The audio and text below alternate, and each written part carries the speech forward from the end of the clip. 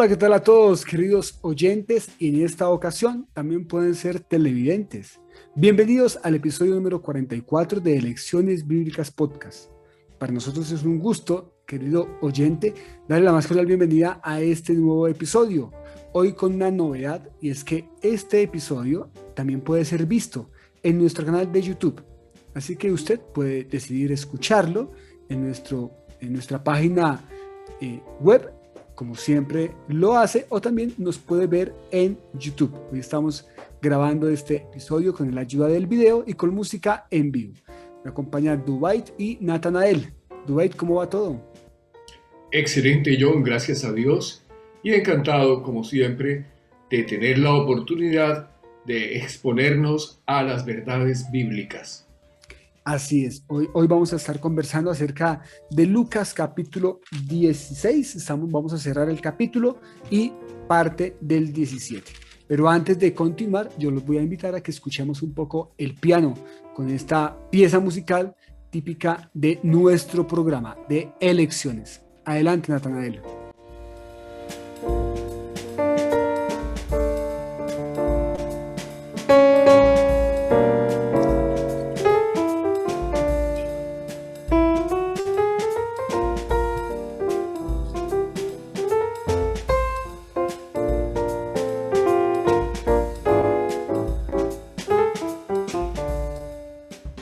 Muchas gracias. En el episodio anterior estuvimos hablando, Dubái, acerca de las parábolas, de 4 parábolas que van muy ligadas entre ellas: la oveja perdida, la moneda perdida, el hijo o los hijos perdidos y el mayordomo infiel. Hemos llegado en esta ocasión para hablar acerca de la parábola de el rico y Lázaro, que se encuentra en Lucas capítulo 16, versículo 19 en adelante. Pero antes estuvimos conversando y nos dimos cuenta que hay una unidad temática entre el capítulo 15, 16 y parte del 17.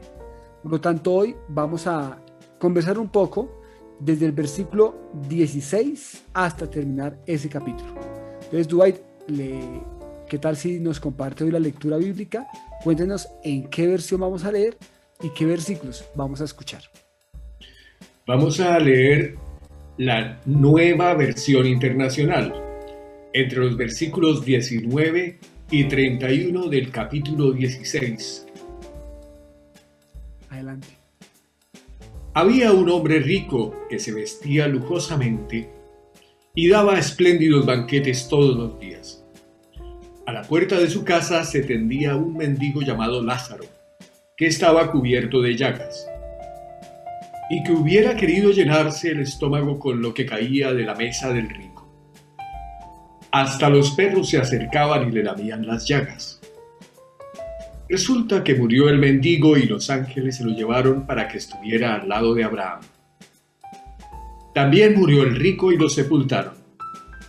En el infierno, en medio de sus tormentos, el rico levantó los ojos y vio de lejos a Abraham y a Lázaro junto a él.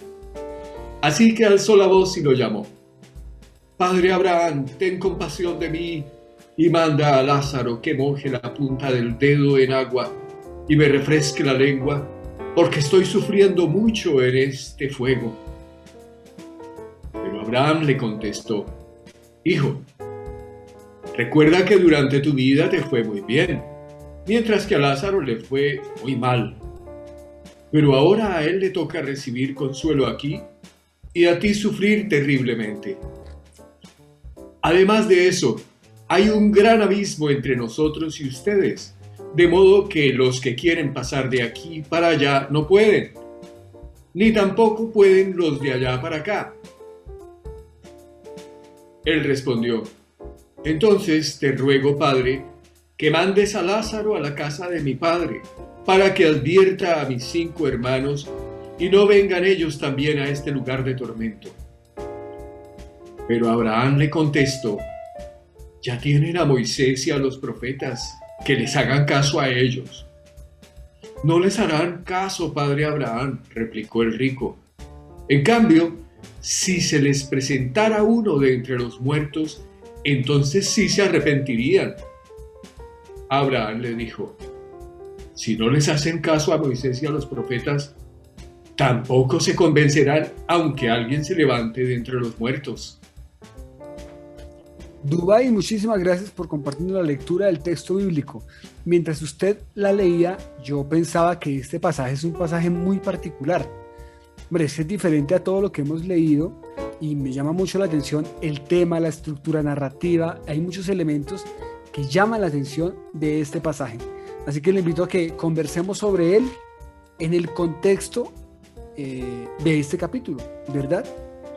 Habíamos dicho que Jesús está hablando, está reunido con publicanos y pecadores. Ese es el contexto. Y allí, en esa reunión, también están los fariseos, quienes no ven con buenos ojos que Jesús esté hablando con ese tipo de gente. Porque no está bien que un maestro, con la importancia que tiene Jesús, hable con gente pecadora y con gente publicana. Entonces Jesús les cuenta una serie de parábolas para dar respuestas a sus inquietudes. Ahí encontramos la parábola de la perdida, de la oveja perdida primero, de la moneda perdida, de los dos hijos, hablándoles directamente a ellos, y eso lo vimos en el capítulo anterior. Habla del hijo mayor, hablándoles directamente a ellos también, habla del mayordomo infiel, y luego Jesús habla algo acerca de la ley y el reino de Dios, y cómo bajo el reino de Dios que él está predicando, la ley se cumple totalmente, ¿no? La ley tiene cumplimiento efectivo. Eso está en el versículo 16 al versículo 18. Ustedes que se creen tan justos y tan correctos, es importante que sepan que yo vine fue a cumplir la ley, que en el reino de Dios se cumple la ley. Y en ese contexto viene la parábola de el rico y Lázaro. Cuéntenos, Dwight, usted cómo la ve y qué elementos le han llamado la atención de esta parábola. Bueno, esta parábola, en línea con lo mismo que veníamos tratando, ¿sí? nos abre los temas centrales, ¿sí? del Evangelio según Lucas.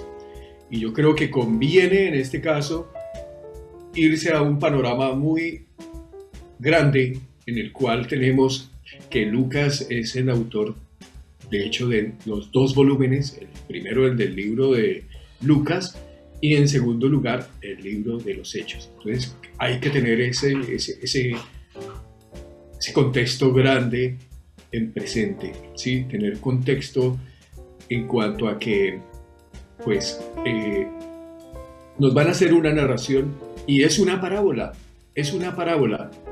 escrita por Lucas, que ha escrito dos volúmenes, el libro del Evangelio según Lucas y el libro de los Hechos. Entonces hay muchas cosas que podremos entender mejor con esa perspectiva amplia.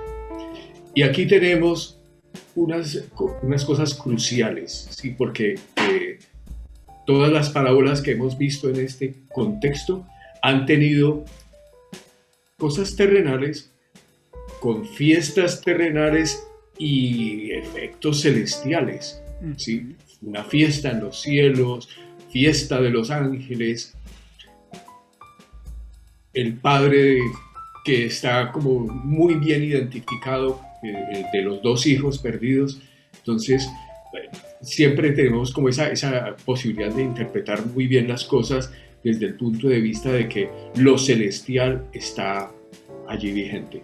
Y Jesús nos está abriendo aquí ese panorama amplio en cuanto a las riquezas, los bienes en la perspectiva trascendente.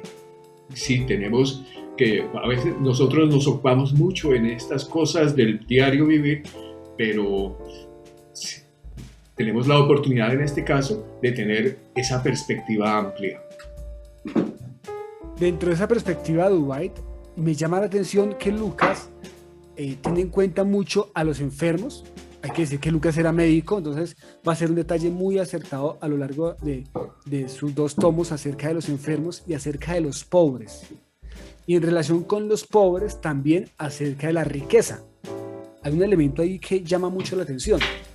La parábola del mayordomo infiel precisamente habla acerca de las riquezas. Y esta parábola vuelve a tocar el tema de las riquezas, pero ya en un plano de lo que pasa después, ¿no? de cómo se invierten los papeles y cómo en el reino de Dios, no hay que olvidar eso, estamos hablando del reino de Dios, y cómo en el reino de Dios esto se invierte, o sea, esto no es lo que parece ser. En la parábola anterior Jesús les ha dicho, hombre, ustedes pueden mostrarse y parecer muy elegantes y muy distinguidos, muy justos, pero Dios aborrece eso, porque Dios mira lo que está en el corazón. Y en esta parábola del rico y Lázaro, pues es un rico que tiene todo, que hace muchas cosas, que tiene todo, muchas posesiones, hace muchas fiestas, muchos banquetes, y de un pobre que Lucas le pone nombre. Las parábolas no llevan nombre de los personajes, y aquí hay una parábola con nombre propio. Hay discusión si se habla si en la época existía algún pobre, alguien que pedía limosna que se llamaba Lázaro, o se está haciendo referencia a Lázaro, hermano de Marta y María. Eso no lo sabemos, pero llama la atención que Jesús le pone nombre a este personaje, y Jesús cuenta cómo es en la vida real, o sea, perdón, cómo es en la vida, teniendo la vida viva, y qué pasa cuando mueren y cuando van a otro lugar, y cómo se invierten los papeles. ¿Qué tiene usted para contarnos respecto a ese elemento de invertir los papeles? Los reinos, los países, tienen entre sus prioridades la equidad social. Les interesa que haya una movilidad social en el sentido de que el que es pobre no se quede siendo pobre, sino que pueda adquirir riqueza y pues tener superarse. No es la excepción con el reino de los cielos. Entonces, pues hay esta posibilidad del tránsito social. En este caso, las cosas parecen extremas, porque el que es pobre aquí lo vemos con el destino inverso de tener riqueza en el reino de los cielos, y al revés. Entonces, eso un poquito es lo que buscan los países, es lo que buscan los reinos a la hora de ser equitativos, distribuir la riqueza. Pero en este caso pues no es tan fácil, porque definir a un pobre respecto del reino de los cielos no es sencillo. Definir riqueza en términos generales nunca ha sido fácil. ¿Qué es ser rico? ¿Qué es ser pobre? Respecto de las necesidades acerca de Dios, pues ¿quién se puede señalar como yo soy rico respecto de Dios? Yo no le necesito muy poco de Él. Eso creo que no cabe respecto de las necesidades divinas, ¿sí? Entonces sí que tenemos esa característica en los seguidores de Jesús, ¿sí? Porque había como lo que hablábamos la clase pasada, el episodio pasado, del populacho, el populacho, ¿sí? Entonces las clases gobernantes no se veían allí mucho, y entonces en este reino de los cielos pues estábamos viendo claramente este tránsito social. Todo este populacho sí que estaba escuchando a Jesús, y entonces en esa medida estaba señalando su destino, porque aceptar a Jesús tiene incidencia sobre el destino, se mejora el destino. Entonces yo creo que esa es una de las verdades centrales de esta parábola que nos está exponiendo Jesús. Muy interesante, Dwight. Usted habla del populacho, y yo quisiera hacer una pregunta a los oyentes. Querido oyente, si usted fuera uno de los personajes que está allí escuchando a Jesús, ¿usted con quién se relacionaría en la historia, no?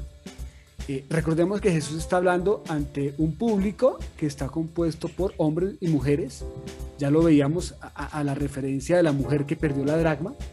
También está hablando a un grupo con el populacho, por decirlo así, y no lo decimos de manera despectiva. Correcto, no, para nada, sino que nos referimos a ello como desde el punto de vista de los fariseos. Que los fariseos dicen, hombre, este maestro se la pasa con los pecadores y con los publicanos. Ahora, dentro de ese grupo, en los oyentes también estaban los fariseos, ¿no? Entonces, escuchan esta historia. Jesús les acaba de decir que muchos de ustedes parecen una cosa, pero por dentro son otra. Y ahora les dice, vea, cuando esta vida acabe y venga algo después, las cosas se van a invertir, como la historia. Y entonces hay un elemento muy importante y es el tema de quiero, porque el rico cuando muere le pide a Abraham que envíe un mensajero a casa para contar qué es lo que está pasando y para contar una buena noticia, para dar esperanza. Y el padre Abraham dice, no, eso no puede ser posible. Allá tienen a los profetas, que los escuchen a ellos. Entonces dice, no, pero si alguien va resucitado, lo van a escuchar a él. Y él dice, no, tampoco lo van a hacer. Y ese elemento final de la parábola me llamó mucho la atención, porque creo que es el punto central del texto parabólico. Lamentablemente, este texto se ha sacado mucho de contexto, se entiende solo y parecería que fuera una explicación de lo que pasa después de la vida, ¿no? O sea, después de la muerte, perdón. ¿Qué pasa después de la muerte? Entonces, toman este texto para tratar de dar explicaciones. Y queremos decir que, de acuerdo a nuestro estudio, el texto no trata sobre eso. El texto que estamos analizando trata precisamente de la reacción que tienen quienes escuchan a Jesús, ¿no? Entonces, Dubái, hablemos un poco de ese cierre de la parábola, donde Jesús cuenta,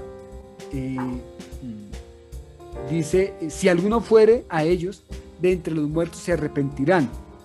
Y Abraham les dijo, si no oyen a Moisés y a los profetas, eso es la ley, recordemos que Jesús había hablado de la ley antes, tampoco se persuadirán, aunque alguno se levante de los muertos. ¿Cómo lo ve usted, Dubái?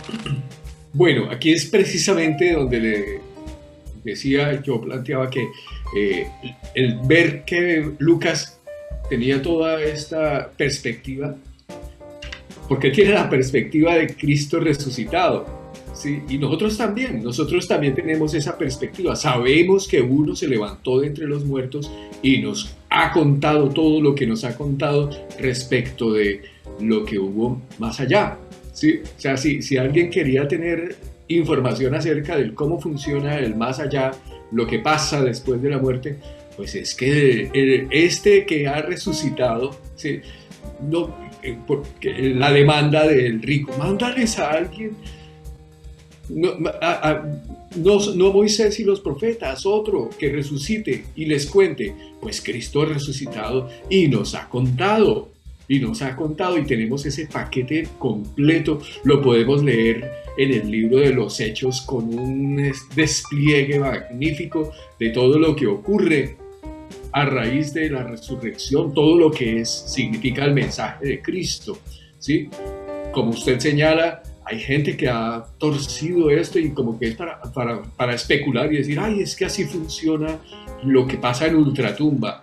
No, ese no es el interés y tampoco buscamos eso en ninguna otra de las parábolas.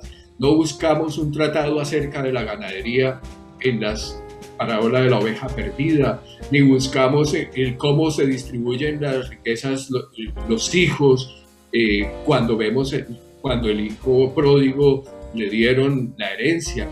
Nosotros no vamos a buscar la legislación de cómo repartir las riquezas un padre cuando quiere distribuir para sus hijos. Eso no es lo que buscamos aquí.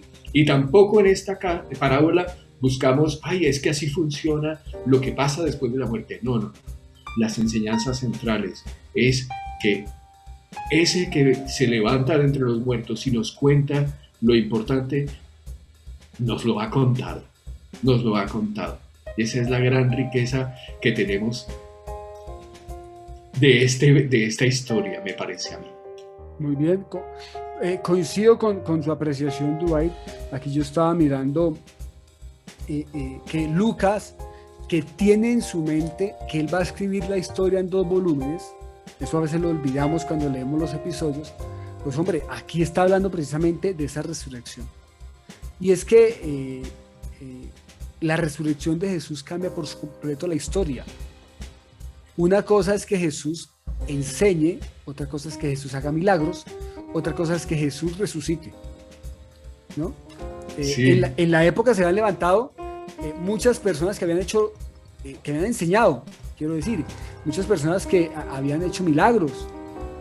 Por cierto, en el libro de Hechos hay un episodio de una discusión y alguno de ellos dice, hombre, vea, se levantó tal y allá hizo lo mismo y se murió y no pasó nada. Esperemos, a ver, si esto es de Dios, pues prospera, y si no, pues no. Hombre, 2000 años después seguimos hablando de esto. Y es que precisamente es la resurrección lo que cambia la historia. Que alguien resucite por sí mismo, como lo hizo Jesús, es porque él es Dios manifestado en carne. Entonces, pues hombre, tenemos la oportunidad de escucharlo directamente a él. La escritora a los Hebreos dice que Dios nos ha hablado por el Hijo, que Él es la palabra hecha realidad. Y qué bueno que lo podamos escuchar. Quienes estaban allí alrededor de Jesús, hombre, no lo escuchaban a Él. Antes lo criticaban. La pregunta aquí es, ¿escuchamos nosotros a Jesús? ¿Escuchamos nosotros al resucitado? ¿Hemos puesto nuestra confianza en aquel que ha vencido la muerte? Un sí o un no sería la respuesta. ¿Vivimos de acuerdo a lo que Él nos enseñó? ¿Vivimos nuestra vida confiando en que Él resucitó y que nosotros tendremos vida eterna? Son preguntas que nos llevan a reflexionar en esta ocasión. Hagamos una pausa, Dwight, y escuchemos una canción que tiene que ver con este tema y que resume muy bien de lo que venimos hablando. Natanael, lo escuchamos a continuación a usted. Adelante con la pieza musical.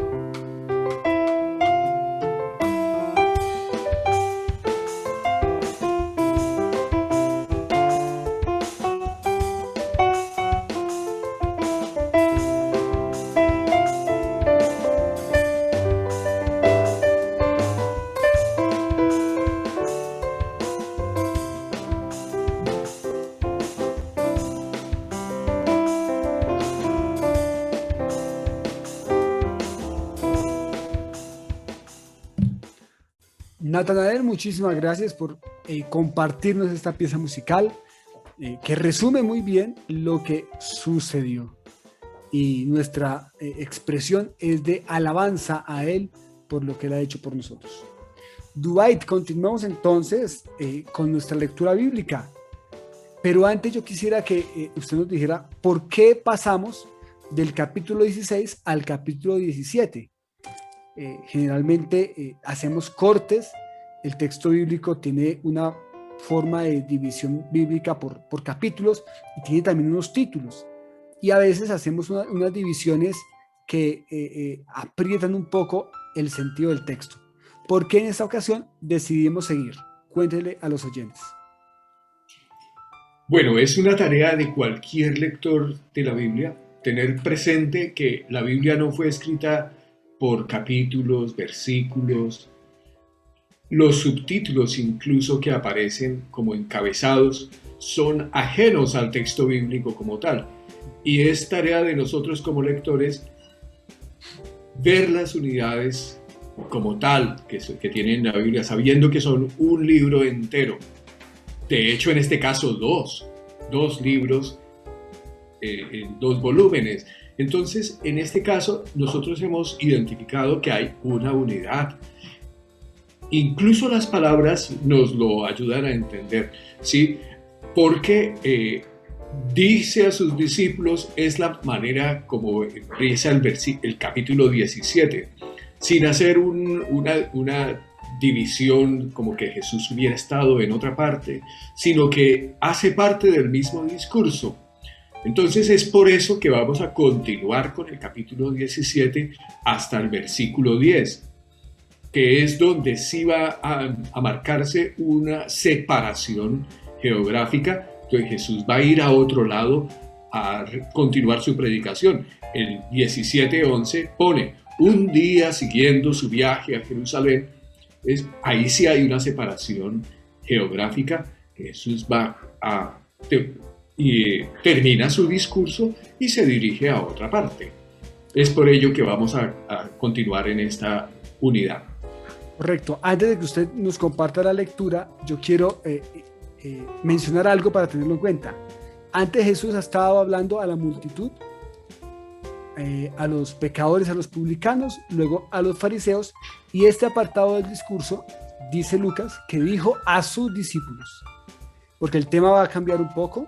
Sigue hablando Jesús del reino de Dios, sigue hablando Jesús acerca de cómo se vive bajo lo que él está predicando, el reino de Dios, pero esto va dirigido a sus discípulos. Dwight, compártanos por favor la lectura del texto bíblico. Dijo Jesús a sus discípulos, los tropiezos son inevitables, pero ay de aquel que los ocasiona.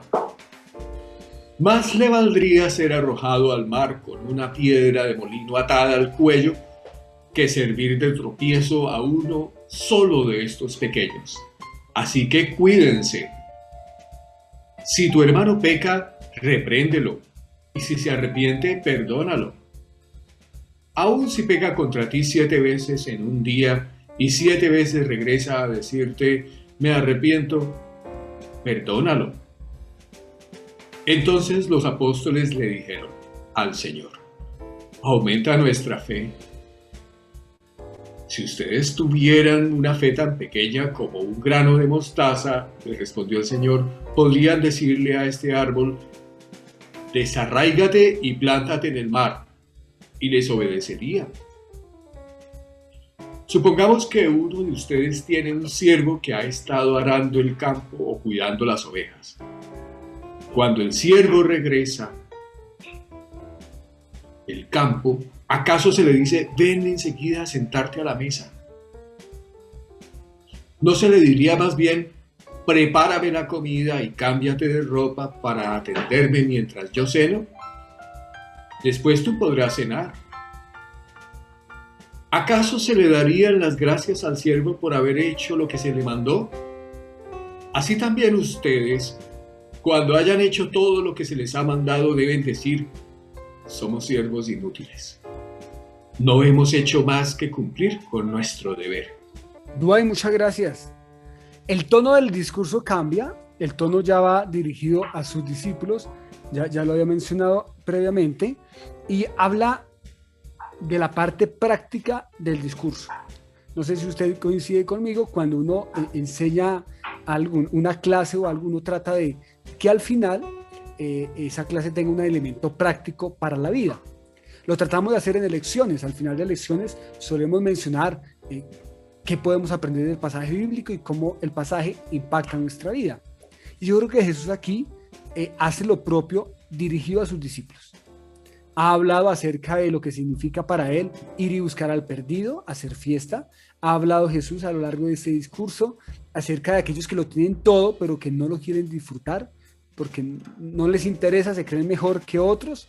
Ha hablado Jesús acerca de aquellos mayordomos infieles que hacen malos negocios con los dineros de su Señor. Ha hablado Jesús acerca de aquellos incrédulos que así se levante alguien de los muertos, no van a creer. Y aquí habla con sus discípulos de algo muy práctico, y es acerca de la vida del común, de la vida en el reino de Dios, quiero decir, pero de la vida diaria, y es de los tropiezos. Jesús le dice, ustedes van a tener tropiezos, pero tengan cuidado. Aquí el punto es aquel que genera los tropiezos.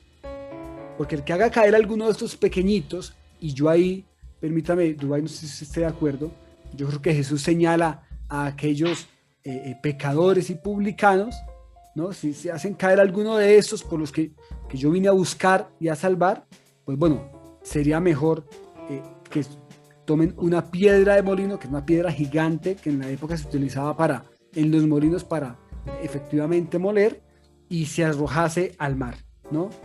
Y les da después una indicación sobre el perdón. Si alguien pecara contra ti, llámale, repréndele, y si se arrepiente, perdónale. Hombre, si 7 veces al día alguien se equivoca contra ti y 7 días vuelve a ti diciendo eso, si se arrepiente, perdónale. ¿Cómo ve usted este elemento donde hay un lenguaje metafórico con el tema de la piedra, y que sería mejor que terminara con todo, porque eso no se hace? ¿Cómo lo ve usted, Dubái? Pues es que justamente este discurso ha sido motivado por aquellos que estaban tratando de poner tropiezo, en cierto modo. Es decir, es que estos son unos publicanos y pecadores. ¿Sí? ¿Qué son ellos? ¿Qué son ellos? Entonces, ver esa parte de el no encontrar, digamos, en estos intereses mezquinos la causa de ser el tropiezo para que otro acceda al beneficio, al tránsito social que nos ofrece el reino, pasar de ser pobres a ser ricos respecto a Dios, ¿sí? Y entonces aquí estas indicaciones son muy prácticas. Oye, cuidadito con los que Dios ama, cuidado con los que Dios ama. Y el motor de este reino es el perdón. Por eso Él está aquí entre nosotros, está ofreciéndonos su perdón, aunque no lo merecíamos, no merecíamos nada, ninguna acción, sino la acción condenatoria y justa que Él hubiera podido ejercer contra nosotros, pero al contrario, vino a buscarnos, a perdonarnos, y entonces nosotros tenemos que ser consecuentes con esa dinámica del reino, en el sentido de que a los otros, en lugar de estarnos con envidias y con cosas, estos son muy malos, nosotros somos mejorcitos. No somos de mejor familia que nadie, y al contrario, cuando alguno comete una falta contra nosotros, pues nosotros debemos entender que la dinámica de este reino es la dinámica del perdón, y que a nosotros nos han perdonado muchísimo, pues consecuentes, vamos a ser consecuentes. Entonces, esa es como la enseñanza central de esto que encuentro aquí para mí. Muy interesante. Coincido con usted, Dubái, en que el elemento del perdón es fundamental en el contexto del reino de Dios. Y Jesús sigue hablando, y yo me imagino aquel fariseo escuchando a Jesús y pensando si él de pronto también está siendo tropezadero para algunos de sus pequeños, y si él perdona, ¿no? Y creo que también es el llamado para nosotros hoy. ¿Perdonamos? Porque nos encanta ser perdonados, pero la pregunta aquí es, ¿perdonamos? Y en la conversación que Jesús conversa, y me llama mucho la atención, los discípulos hacen una intervención. Señor, aumentanos la fe. Me llama la atención que en todo el discurso los discípulos en esa ocasión no preguntan, Señor, acláranos algo, o cuéntanos la parábola, o explícanos algo. Dice, aumentanos la fe. Así que Jesús les dice, hombre, eso es sencillo. Si tuvieran fe como un grano de mostaza, que es muy pequeño, si tuvieran fe como un grano de mostaza, y aquí viene el lenguaje metafórico, podrían decirle a este árbol, arráncate de aquí y plántate en el mar, y les obedecerá. El elemento de la fe como fundamento del reino de Dios, ¿no? La presencia de la fe en nuestra vida. Y es que sin fe, dice el escritor de Hebreos, es imposible agradar a Dios, ¿no? Me llama mucho la atención la intervención de los discípulos con Jesús, aumentanos la fe. A ver, qué bueno que cuando escuchemos la voz de Dios podamos pedirle esto, aumentanos la fe, y no comencemos a preguntar ¿y por qué? ¿Y por qué tengo que hacer esto? ¿Y por qué tengo que hacer aquello? ¿Y por qué pasa esto? ¿Y por qué pasa aquello? Muchas veces pedimos razones y creo que qué bueno que pudiéramos pedir más bien fe, ¿no? Y que pudiéramos mejor aplicar lo que Jesús nos está diciendo. Si tuviéramos fe como un grano de mostaza. ¿Algo para decir? Adelante. Pero yo quisiera matizar una cosa, y es que primero ellos como que se sintieron abrumados. Dice, esto está muy difícil, muy difícil. ¿Cómo así que? Porque es que el perdón nos cuesta mucho.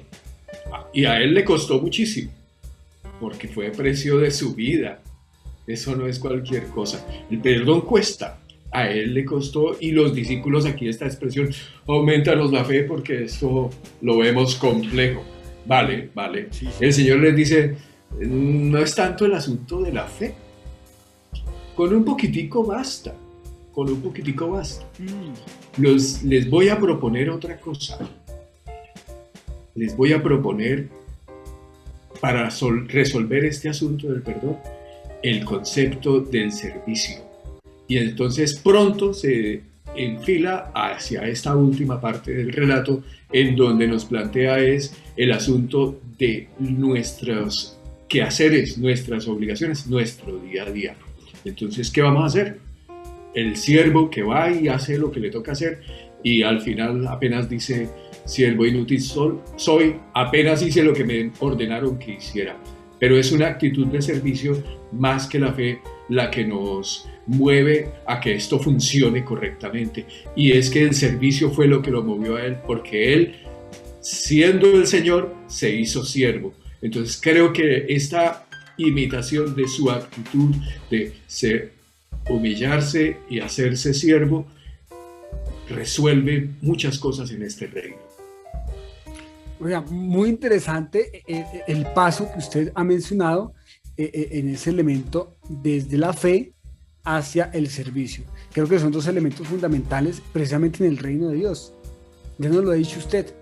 Y yo quiero recapitularizar o volver mejor sobre lo que usted ha dicho, que no se trata del tamaño de la fe, sino de la presencia de la fe. Dice, aumentanos con un poquitico ahí. Y otro elemento, con el ejercicio del servicio. Y la forma en la que Jesús presenta la parábola a mí me llama mucho la atención, ya lo había mencionado en otros episodios, es que Jesús hace preguntas. ¿Quién de ustedes? Y eso incluye al oyente. Automáticamente se genera un diálogo, porque el oyente, aunque de manera pasiva, comienza a responder en su mente. ¿Quién de vosotros que tiene un siervo que está trabajando todo el día, cuando llega a la casa le dice, siéntate que te voy a servir? No, nadie. Lo correcto es que el siervo, después del trabajo, llegue y atienda a su Señor, ¿no? Y es precisamente la actitud que tuvo Cristo y la actitud que estamos nosotros llamados a tener, a ser siervos. Hombre, siervo inútil somos, que hacemos solamente lo que debíamos hacer. Y bueno, con este cierre, hablando del servicio, Jesús acaba su discurso, un discurso que ha estado muy movido, que se ha tocado muchos temas, pero que en última nos refleja precisamente el reino de Dios, que es el mensaje central de Jesús y el mensaje que Lucas quiere plantear tanto en su tomo 1 como en su tomo 2, un evangelio sobre el reino de Dios que está dirigido a los pobres, a los marginados, que va a criticar esa actitud de los fariseos, que va a criticar esa actitud de los ricos y que se va a centrar en el servicio y en la fe. Qué bueno que podamos entonces, y con esto yo voy terminando antes de darle la palabra a usted, Dubái, para que nos comente cuáles podrían ser las lecciones y las elecciones para esta ocasión. Yo creo que podemos recapitular hoy preguntándonos si nuestra confianza está puesta en aquel que resucitó. Primer elemento, si escuchamos a aquel que resucitó. Hombre, tenemos la ley de los profetas, claro que sí, pero tenemos algo más grande que eso, y es a Jesús resucitado. Y eso cambia nuestra vida para siempre.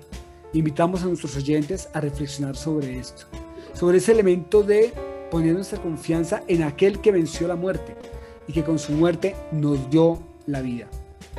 Qué bonito que pudiéramos hoy pensar en qué hemos puesto o en quién hemos puesto nuestra fe. No en el sistema, no en la religión, poner nuestra fe en Cristo y en este resucitado. Nos da esperanza de vida eterna, dice el apóstol Pablo. En segundo lugar, pensar en esta ocasión en que el reino de Dios nos motiva a vivir una vida práctica, una vida de perdón, una vida de fe y una vida de servicio. ¿Vivimos nosotros en esos elementos? ¿Vivimos nosotros en nuestra vida diaria el elemento del perdón, el elemento de la fe en Dios, el elemento del servicio? Son preguntas que nos motivan a tomar elecciones en esta ocasión. Dwight, adelante usted, no sé qué reflexión nos quiera dejar para terminar este episodio. Tenemos una oportunidad magnífica de tránsito social, de reconocer nuestra pobreza delante de Dios, porque cualquiera que sea nuestro nivel de ingresos o de riquezas de todo tipo, respecto de Dios se quedan cortas. Y tenemos la oportunidad de hacer tránsito social, de que este destino que tenemos aquí en pobreza lo transformemos, como Él nos concede la oportunidad, en gran riqueza delante de Él. Y entonces escuchar al resucitado, como usted bien lo señalaba, John. Escuchar al resucitado, ver todo lo que nos dice, mirar todo ese evangelio grandioso y todos sus efectos que ha tenido, y entonces hacernos nuestra esa vida, hacer nuestra la vida del reino con unas reglas que podemos cumplir, no como antes que habían unas reglas, unas leyes, pero nos quedaba difícil cumplirlas. Pero ahora tenemos a un Dios que nos permite cumplir lo que Él quiere, y en este cuidado del otro, porque al final entonces Jesús nos propone como lección en este discurso el que es el perdón el motor de este reino, y el perdón el que nos permite cuidar del otro, porque cuidando al otro nos cuidamos a nosotros también. Y entonces hacernos partícipes de esta dinámica del perdón en este reino y esta dinámica del servicio, porque así como Él sirvió, nosotros también servimos sin parar, y si llegamos así, haya sido larga la jornada, pues no estamos tampoco en el plan de que como ya llegué de hacer un gran trabajo, sírvanme. No. Incansables. Hemos servido, vale, pues seguiremos sirviendo, porque esto no se acaba sino hasta cuando se termina. Y entonces continuaremos en esta dinámica maravillosa de este reino.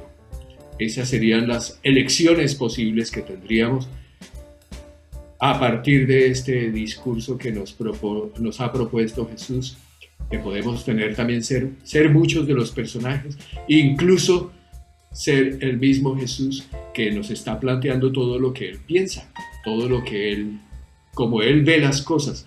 Cuando Él ve al pecador, Él no ve a alguien a quien condenar, sino a alguien a quien salvar, a quien redimir. Eso es lo que Él ve, un pequeññito al que cuidar.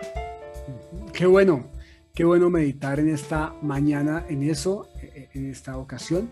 Y bueno, hemos llegado al final del episodio número 44, agradeciendo a Dios por el tiempo de nuestros oyentes, y queremos pedir un favor, queremos invitarles de manera muy cordial a que usted nos comparta sus opiniones sobre este episodio y sobre elecciones. Lo puede hacer de manera directa en nuestra página web, leccionesbiblicas.co. en el lugar donde ha encontrado este podcast. Allí puede dejar su comentario. O también lo puede hacer en el canal de YouTube. Y por cierto, lo invitamos a que se suscriba para que cada 8 días llegue la notificación de una publicación nueva. Recuerden que el podcast lo publicamos siempre en nuestra página web y también en nuestro canal de YouTube. Qué bueno que podamos tener una conversación directa, una interacción con nuestros oyentes y que nos comenten cómo les ha parecido Elecciones y también nos sugieran nuevas ideas para la conversación. De manera que, Dubái, así llegamos al final de este episodio. ¿Algo más para decir? No, agradecer a Dios por este espacio, por esta oportunidad y por la compañía de nuestros oyentes y en esta oportunidad también de Natanael, que nos ha acompañado hoy en vivo. Así es, con muy buena música que estuvimos hoy conversando. Pues bueno, llegamos al final de este episodio, querido oyente. Muchísimas gracias por su atención y nos vemos dentro de 8 días en un nuevo episodio de Elecciones Bíblicas Podcast, donde hacemos un estudio sistemático de la palabra de Dios. Sin más, nos despedimos. Un saludo desde Bogotá, Colombia y también desde Málaga, Andalucía, España. Bendiciones a todos.